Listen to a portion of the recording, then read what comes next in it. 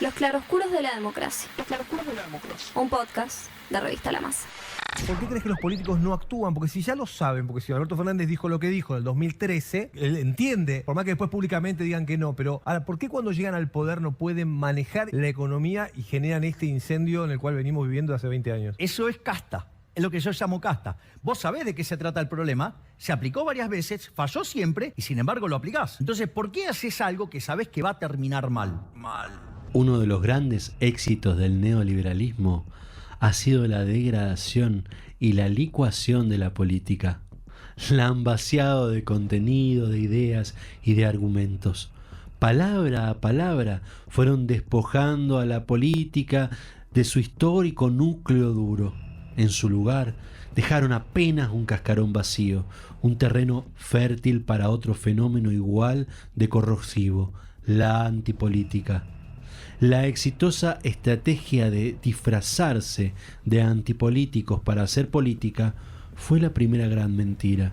El desencanto, cuando no el desprecio, por los políticos deviene de la imputación, a menudo, pero no siempre real, de corrupción, ineptitud, afán de figurar, competencia de egos, falsas promesas, de pensar únicamente en las elecciones, como advirtió Enzo Traverso, refiriéndose a la política actual. Hoy en día, todos los hombres de Estado se pretenden buenos administradores pragmáticos y por sobre todo post-ideológicos. La política ha dejado de encarnar valores para tornarse un lugar de pura gobernabilidad y distribución de poder, de administración de enormes recursos públicos.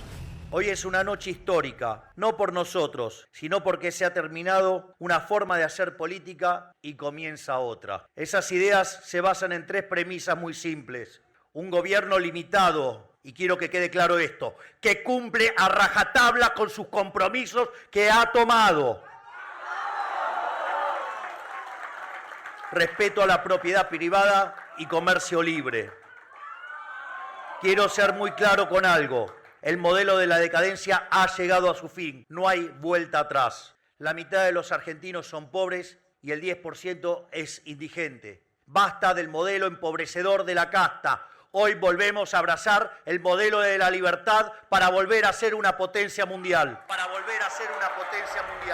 El arsenal discursivo de las derechas hoy apela sistemáticamente a mentiras, bulos, falsas noticias y cinismos.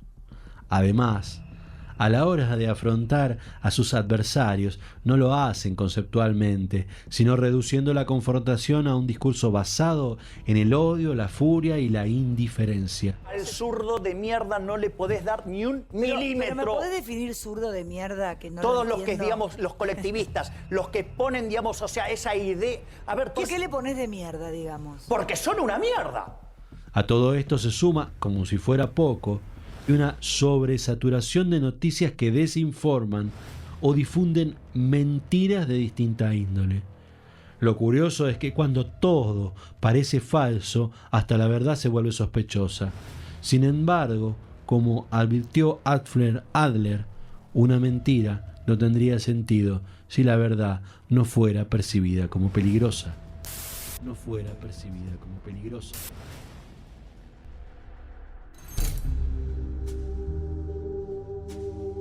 Bienvenidos y bienvenidas a Los claroscuros de la democracia.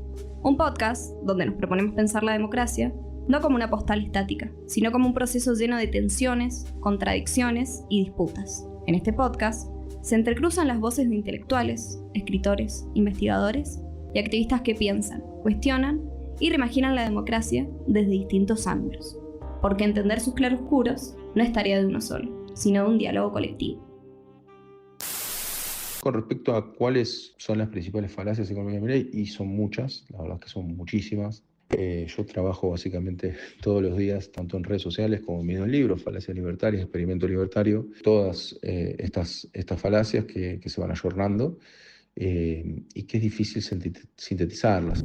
Escuchamos a Guido Agostinelli, licenciado en Economía por la Universidad de Buenos Aires. Además, se desempeña como docente de Macroeconomía y Política Económica de la UBA y de Geografía Económica de la Universidad Nacional de Avellaneda. A mí me parece que por lo menos uno podría centrarse en una gran falacia, la cual me parece que es uno de los ejes, de las columnas vertebrales, vamos a decirlo así, del pensamiento de Milei, que es esta cuestión de que Argentina fue primera potencia mundial en 1895. Eso claramente todos los datos de la época arrojan que eso es totalmente mentira. En la recopilación que hizo Madison, que fue quien trató de llegar a esos valores, recordemos que las cuentas nacionales arrancan recién varias décadas después de 1895, y obviamente endebles, ¿no?, en la década del 40, pero así todo no tan robustas como las que tenemos hoy. Por ende, esos cálculos de 1895 son bastante endebles.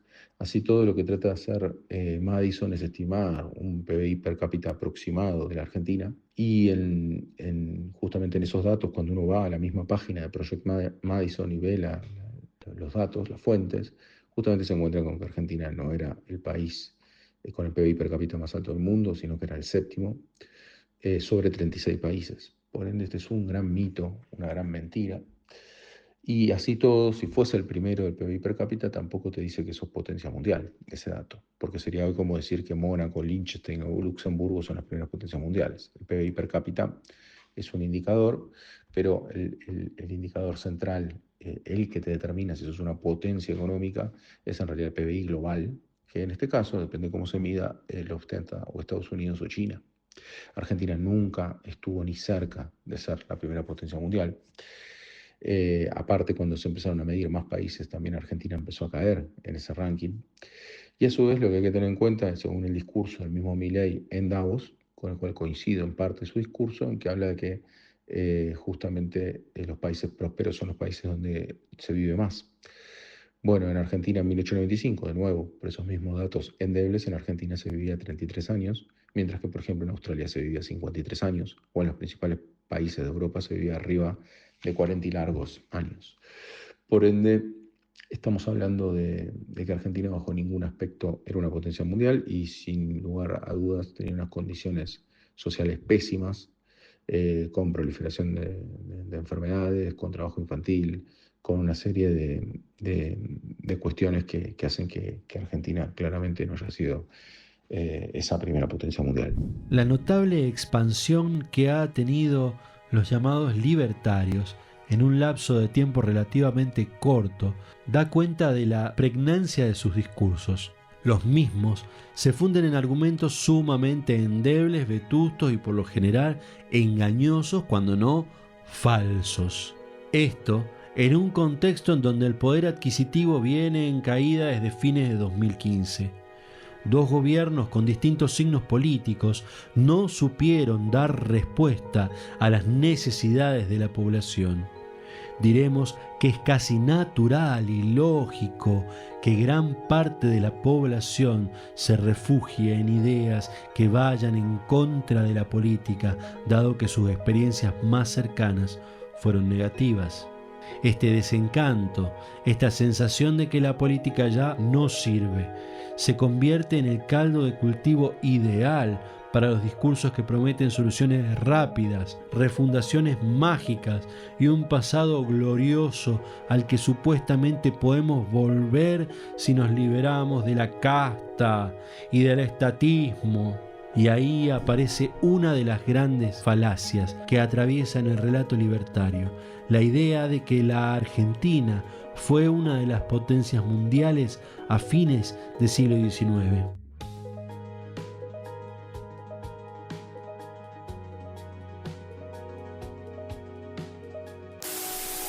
Hoy Argentina se encuentra en el número 23 de las potencias mundiales. Los partidarios del liberalismo buscaron desentenderse del resultado desastroso del gobierno de Mauricio Macri, pero todos recordamos el apoyo fervoroso que le brindaron a Macri mientras ponía en marcha su programa económico. Todavía en octubre de 2016, cuando ya había desplegado el arsenal de medidas que condujeron a la crisis, José Luis Espert no ahorraba elogios para un gobierno que había hecho infinidad de cosas bien y para un presidente que tenía la oportunidad de ser un Roca o un Churchill. Apenas asumió Macri, estuvo claro que la política volvía a pendular hacia la ortodoxia. Para que el proyecto del neoliberalismo 3.0 se asentara, afirmaron que era necesario generar no solo reformas económicas, sino también un cambio cultural. En otras palabras, se trataba de modificar los valores. El objetivo era construir un individuo emprendedor. Esta política depende mucho del financiamiento externo. Durante los 2 primeros años hemos contado con un contexto mundial muy favorable. Pero eso hoy está cambiando. Las condiciones mundiales están cada día más complejas y por varios factores. Están subiendo las tasas de interés, está subiendo el petróleo, se han devaluado las monedas de países emergentes, entre otras variables que nosotros no manejamos. El problema que tenemos es que somos de los países del mundo que más dependemos del financiamiento externo, producto del enorme gasto público que heredamos y que estamos ordenando.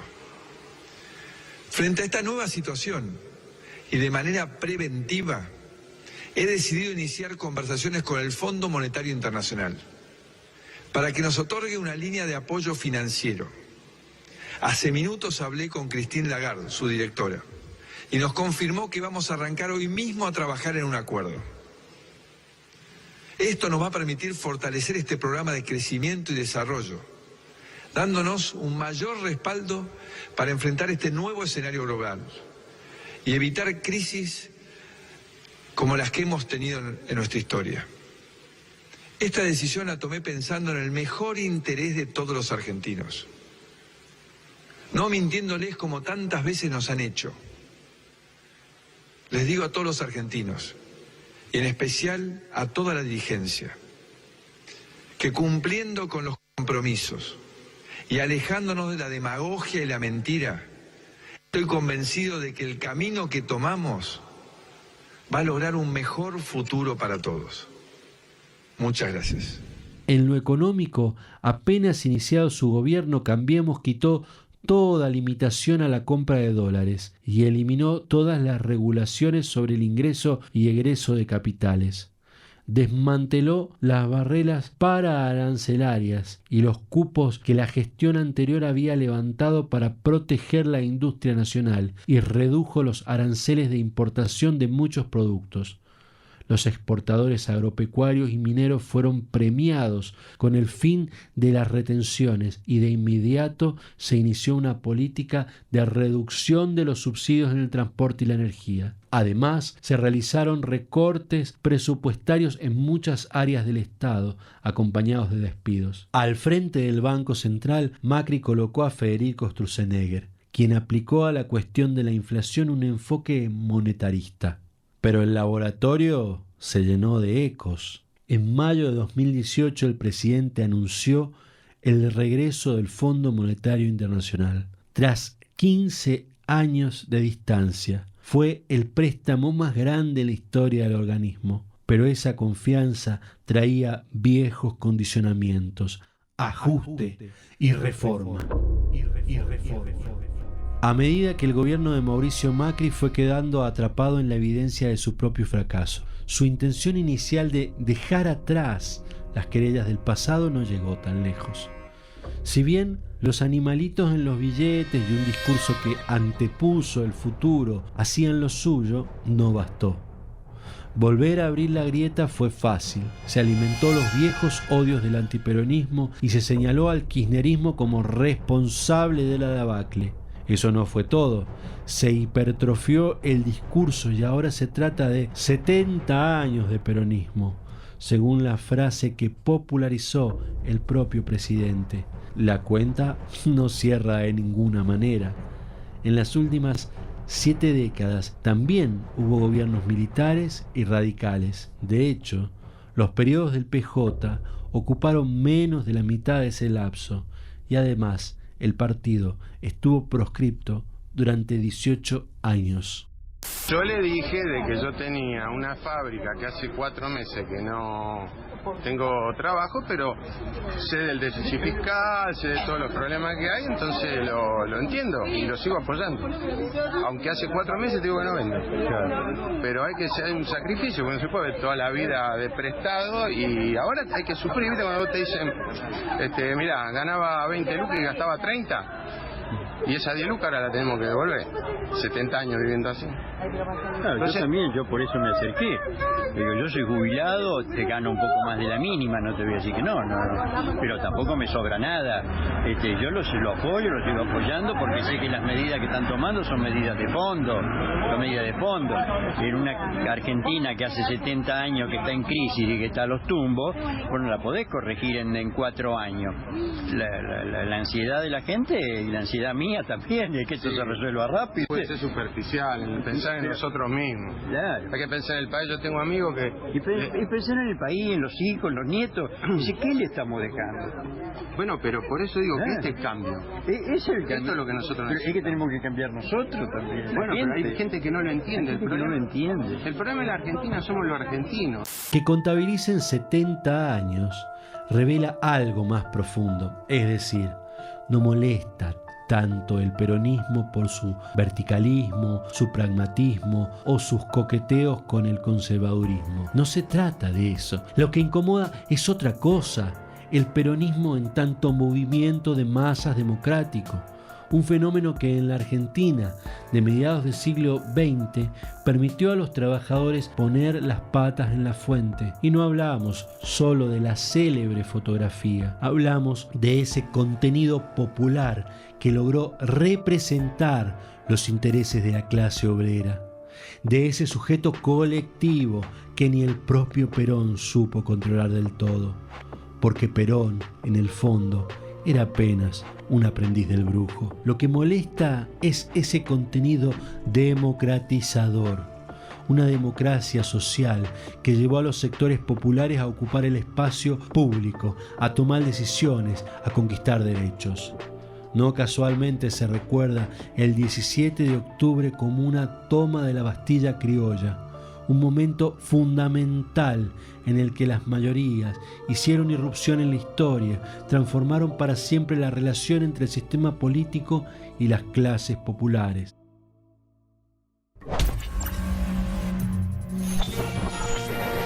Los claroscuros de la democracia. Un podcast de Revista La Masa. Hay un clima de época que se parece demasiado a los años 90, no solo en las políticas económicas que vuelven a escena, sino también en la estética y en el sentido común que los sostiene. El consumo aparece otra vez como horizonte de felicidad individual, mientras la solidaridad y lo público son denostados como anacrónicos. Otra vez, economistas y tecnócratas con recetas mesiánicas proponen refundarlo todo, anunciando el apocalipsis van de salvadores. Pero detrás de cada medida hay ganadores y perdedores. Las preguntas son inevitables. ¿Quiénes aplauden? ¿Quiénes lloran? ¿A quiénes beneficia? ¿Y a quiénes condena? Sobre esto reflexiona Guido Agostinelli. Bueno, creo que en función de lo expresado, por ahora, por lo que se está viendo en la evolución del modelo de Milei, lo que estamos encontrando es ganadores en la clase alta, cierta clase media alta, o sea, quienes tengan capacidad de ahorro, quienes ya tenían capacidad de ahorro, claramente un dólar apreciado lo que hace es que esa capacidad de ahorro se traslade en más dólares. Por ende, todo lo que es clase media y clase media baja, claramente son los perjudicados de este modelo, quienes no viajaban al exterior y no pueden viajar al exterior, o quienes no podían ahorrar son claramente los perjudicados, ya que los salarios no han logrado alcanzar la inflación. Y después, claramente, digamos, esto es por el lado de la demanda, vamos a decirlo de alguna manera, por el lado de la oferta, claramente los perjudicados es la actividad productiva. Argentina fue el país que más se desindustrializó del mundo, según la ONU, en el año 2024. O sea que tenemos un proceso de desindustrialización arriba del 9%, lo cual es una cifra altísima, altísima. Y a su vez tenemos una utilización de la capacidad instalada más o menos en niveles en el año 2024, más o menos en los niveles del año 2020, o sea, el año de pandemia. O sea que estamos hablando de un claro retroceso en términos productivos. Y dentro de este sector empresarial, lógicamente, quienes estén más vinculados a la importación de bienes o bien al sector financiero, han sido los grandes sectores beneficiados, ¿no? Tanto en importación, los bienes se han abaratado notablemente, justamente toda esa ganancia que se puede obtener con la importación es toda pérdida que tienen las industrias nacionales. Por ende, desde ese punto de vista, las importaciones que han crecido aproximadamente al nivel de este año un 30% con respecto al año anterior, o sea, estamos hablando de un crecimiento de las importaciones muy marcado, en ciertos sectores, incluso en el sector alimenticio, esa aceleración es todavía mayor, con lo cual, claramente, el sector importador, a mi modo de ver, es uno de los grandes sectores beneficiados, que esto obviamente puede también entrelazar distintos sectores, ¿no? Puede haber una industria que deja de producir y se pone a importar, y bueno, y si hace ese cambio acorde y consistente y con cierto dominio de mercado, también se puede ver beneficiado.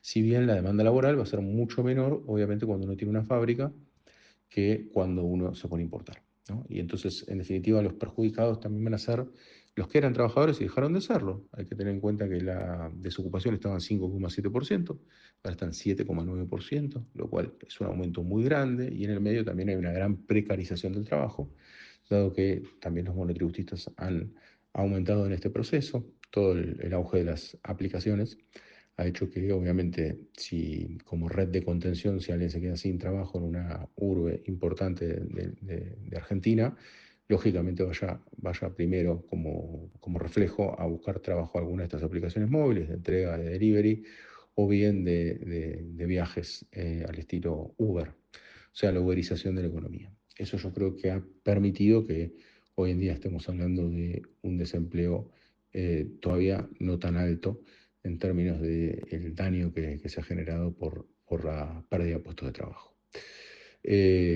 Así que bueno, los sectores, obviamente, los estatales también se han visto perjudicados, quienes han quedado desempleados, quienes han precarizado, y en definitiva habrá que ver cómo sigue evolucionando el proceso económico, porque bueno, muy posiblemente también estos grandes ganadores y estos grandes perdedores en el sector financiero, valga la redundancia, pero creo que hay que hacer hincapié en que las tasas de ganancia medidas en dólares fueron de las más altas del mundo también. O sea, así como decimos que fuimos el país que más se desindustrializó del mundo, posiblemente seamos el que más ha otorgado ganancias en términos financieros. O sea, todo tiene que ver con todo. Una cosa no es posible sin la otra. Y a raíz de eso habrá que ver cómo evoluciona esto, porque esto es lo que estamos viendo hasta acá, ¿no? Si este dólar no se puede sostener en estos valores y el endeudamiento externo, o sea, los acreedores externos dejan de confiar en la Argentina, ahí quizás el modelo se revierta, y habrá que ver quiénes son los nuevos ganadores y perdedores de ese nuevo modelo. Pero aunque la democracia desnuda la lógica de quién gana y quién pierde, la política nos recuerda que las decisiones no siempre se explican por los intereses materiales. Aún entre quienes resultan perjudicados por las políticas libertarias, persiste el apoyo al gobierno. Hay en este vínculo una mezcla de esperanza y amor hacia quien los domina, como si la figura del líder, con su promesa de refundación, condensara las frustraciones pasadas y la ilusión de un futuro mejor. Por esta razón le preguntamos a Guido Agostinelli quiénes son los que apoyan a Milei. Sin lugar a dudas, los sectores en los cuales está logrando cierto apoyo Milei son los sectores más postergados, por lo menos los que acompañaron en primera medida con su voto y ahora parecen en principio seguir acompañándolo. Y esto me parece un poco que justamente denota la debilidad del modelo libertario, dado que esto en realidad responde más a que tanto las acciones que se le dan a las personas de bajos recursos, la tarjeta alimentar, permiten que las personas de más bajos recursos no se hayan visto tan perjudicadas, dado que se le ha hecho un ajuste por encima de la inflación de todos estos recursos, con lo cual eso hizo que un sector muy postergado no sienta el golpe tan duro de este modelo que intenta ser libertario. En función de eso es que lo que tenemos es que eso permite que la indigencia no crezca como uno en principio, en función de las medidas que está viendo, de todo el resto de las medidas que sí tienen más un alineamiento con la política libertaria, no repercuta tan fuertemente en esos sectores. Sin lugar a dudas, los perjudicados, digamos, principales de este experimento son justamente la clase media, sobre todo la clase media baja. Esos son los sectores a los cuales no le caben las asignaciones, que en realidad tienen salarios, en muchos casos salarios estatales. Esos salarios estatales se han visto fuertemente deteriorados. A su vez, lo que tenés también son asalariados registrados e informales, que si en realidad uno ajusta por la inflación, por una ponderación correcta de la canasta de inflación, en realidad dan todos a la pérdida los salarios.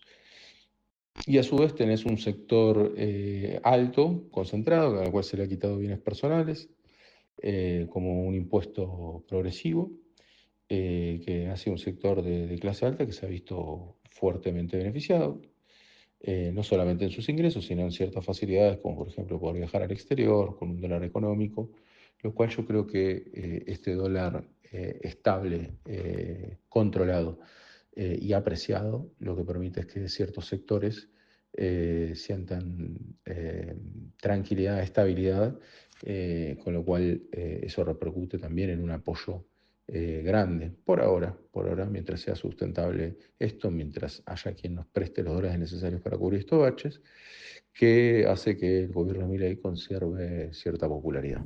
Las acciones de los gobiernos progresistas, reformistas, nacional-populares, o como se los quiera llamar, de los 2 primeros lustros del siglo XXI, fueron intervalos dentro del patrón de valorización financiera del capital, imprevistos históricos, desvíos coyunturales, en fin, una decisión política nacida de la crisis orgánica del 2001. El que es extremadamente educado, modosito, se porta muy bien y se inclina siempre frente al poder determinado y no defiende los intereses que tiene que defender, termina de rodillas. Va a ser visto, mirá qué bueno que es, pero termina de rodillas y arrodilla al país. Es decir, uno cuando pelea de un país como el nuestro y con las cosas que pasaron en el nuestro, a veces si no se pone firme, evidentemente lo pasan. La crisis del 2001 no fue un rayo del cielo despejado. Sus raíces se hunden en décadas de políticas económicas neoliberales que asfixiaron a la Argentina y América Latina desde los años 70 y 80. Basta con mirar los datos. Así, por ejemplo, la información consignada en la Comisión Económica para América Latina y el Caribe en su panorama social del bienio 2000-2001 muestra que entre 1980 y 1999, el número de hogares pobres de la región pasó de 24.200.000 a 41.300.000. A su vez, los pobres pasaron de 135.900.000 en 1980 a 211.400.000 en 1999. Habla al país el presidente de los argentinos, doctor Fernando de la Rúa. Compatriotas, culmina un día difícil. Han ocurrido en el país hechos de violencia que ponen en peligro personas y bienes y crean un cuadro de conmoción interior. Quiero informarles que ante eso he decretado el estado de sitio en todo el territorio nacional e informado al Honorable Congreso. Nuestro país vive horas difíciles que muestran la culminación de un largo proceso de deterioro. En un contexto económico y social donde muchos argentinos sufren serios problemas, grupos enemigos del orden y de la República aprovechan para intentar sembrar discordia y violencia, buscando crear un caos que les permita maniobrar para lograr fines que no pueden alcanzar por la vía electoral. Comprendo las penurias que atraviesan muchos de mis compatriotas, las comprendo y las sufro, pero la mayoría sabe que con violencia e ilegalidad no se sale de los problemas. Los problemas hay que afrontarlos y eso estamos haciendo. He dispuesto multiplicar la distribución de alimentos entre los más necesitados. Tengo clara conciencia del padecimiento de muchos compatriotas y es mi compromiso trabajar para resolver la emergencia social. Hoy, cuando escuchamos a los nuevos heraldes del ajuste, con motosierra en mano y recetas recicladas, no podemos evitar preguntarnos, ¿no es este el mismo camino que ya recorrimos? ¿No son estas políticas un pronóstico del desastre que acecha? ¿Qué condimentos faltan para que se repita el estallido? ¿Habrá un estallido? ¿Qué significa votar cuando lo público se desmantela y la desigualdad marca el destino de millones desde la cuna? Y entonces la pregunta se impone, ¿de qué forma el ajuste económico afecta a la calidad democrática? Ya lo estamos un poco, primero reflejando en términos de lo que es la concurrencia a las elecciones, que ha dado baja, que ha dado valores bajos históricos en términos de porcentual de la población que va a votar. O sea, hay un gran desinterés por las elecciones. Y esto me parece que es producto de que la política no sabe dar respuestas a las necesidades de las personas. Esto me parece que es parte de un proceso que ya venimos escuchando, que es la insatisfacción democrática. Me parece que justamente esta insatisfacción democrática, que no es solo de Argentina, sino que se está presentando a nivel mundial, lo que ocurre es que estos líderes enojados, vamos a decirlo así, como Milei, son atractivos para cierto electorado que también se encuentra enojado, ¿no? Y que también hay que tener en cuenta que la política tradicional, o sea, los dos principales partidos políticos que ha tenido la Argentina, que ha sido el PRO con los radicales, así como el Frente de Todos conteniendo a gran parte del peronismo, no han sabido resolver problemas esenciales para una sociedad, como es que han tenido una caída del salario real ambos gobiernos y han tenido un aumento de la pobreza ambos gobiernos. Con lo cual es lógico que entre las dos grandes posibilidades de partidos políticos tradicionales que no han sabido dar respuesta, es natural, es lógico que haya una tercera alternativa que pueda resultar atractiva para el electorado. Esta tercera alternativa en realidad lo que hace es agravar los problemas que ya teníamos, porque justamente si hay un problema sistémico, hay un problema capitalista, en general, con más capitalismo vas a terminar agravando el problema. Con lo cual es una gran incógnita también saber qué es lo que va a ocurrir después de esto, ¿no? O sea, qué es lo que va a ocurrir cuando este modelo fracase, porque no hay ninguna duda de que este modelo en términos de bienestar económico va a fracasar.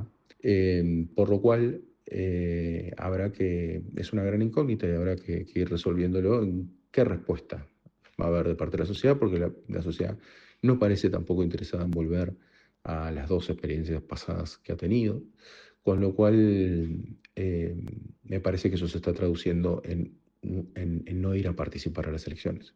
Por lo cual me parece que obviamente la calidad democrática, si no hay participación electoral, también se ve dañada. Obviamente tampoco la calidad democrática es solamente ir a las elecciones, eso está claro, y desde ya también el daño a las instituciones en general creo que es bien marcado, el deterioro, tener un presidente mismo que está hablando de destruir el Estado, que profesa unas políticas que justamente atentan contra el Estado, algo que también se comenta poco, pero que me parece que ha marcado bastante la pauta de cómo se ha gestionado este gobierno, que es que ha tardado muchísimo en los primeros meses en incorporar personal en puestos clave, básicamente porque se usaba como moneda de cambio, de alianzas políticas, de votos en el Parlamento. O sea que en realidad el Estado es como usado como un botín, el cual se propone para generar intercambios de favores, lo cual me parece que también aporta a la degradación democrática.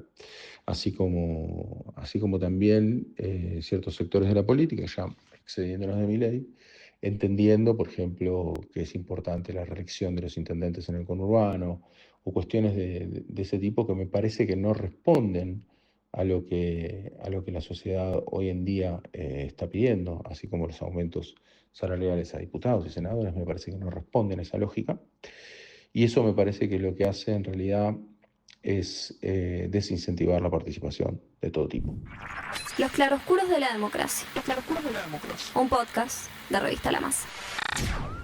Y en medio de la demolición hay aplausos.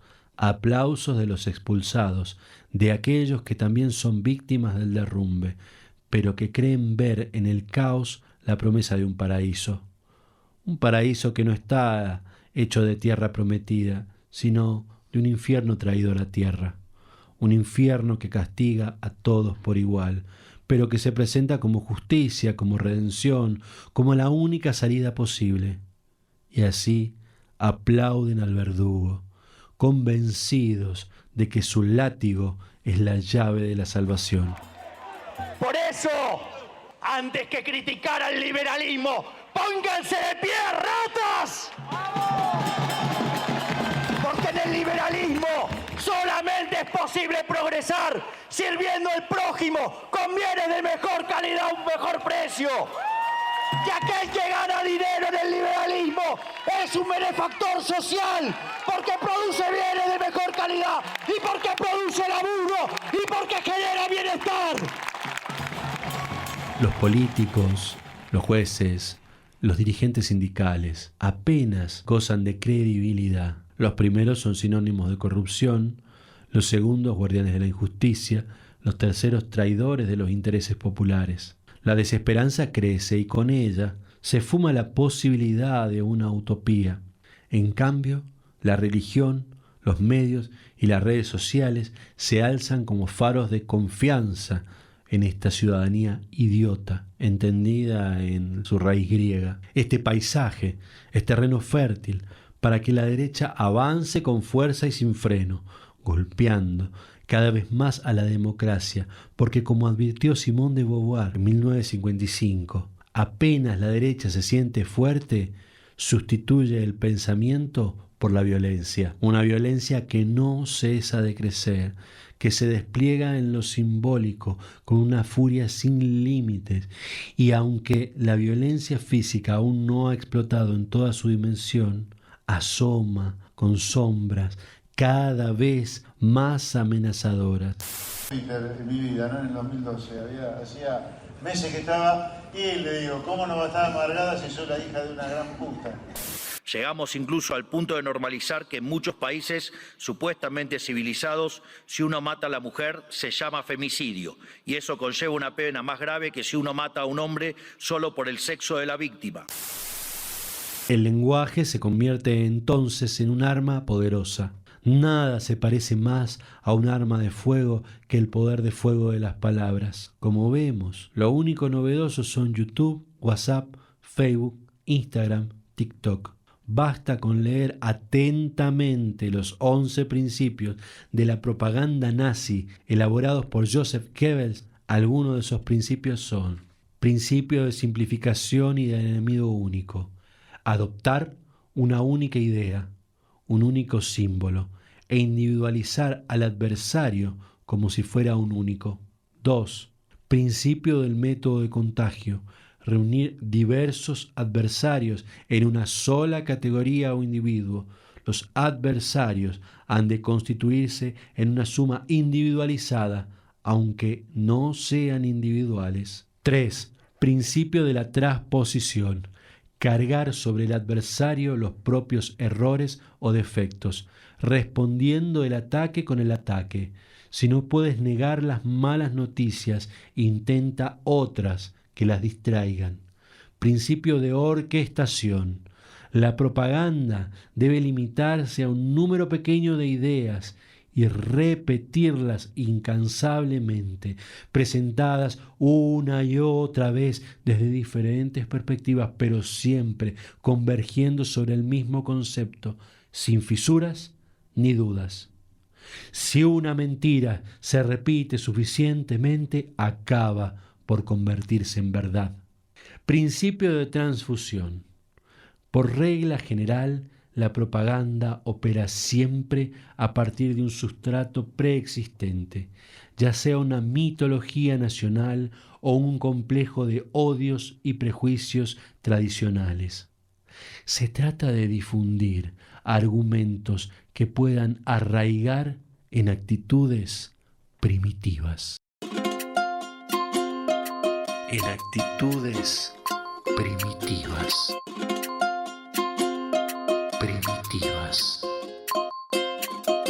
Los claroscuros de la democracia es una producción original de Revista La Masa. en alianza con la productora Orbe. Narración, Marcos Martínez y Juliana Ledesma. Que la alegría te agarre buscando, que la alegría te agarre pensando. Yo soy feliz con las cuincholas bailando, Quinco ya te dice seguí disfrutando. Guión, Ramiro Barroso. Dirección general, Ramiro Barroso. Ministerio de Cultura, afuera, afuera, afuera. Producción, Radio Orbe.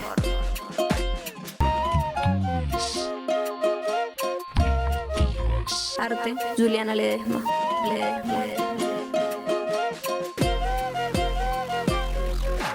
Edición, Jesús Sánchez Manzano. Los claroscuros de la democracia. La fuerza que viene del cielo.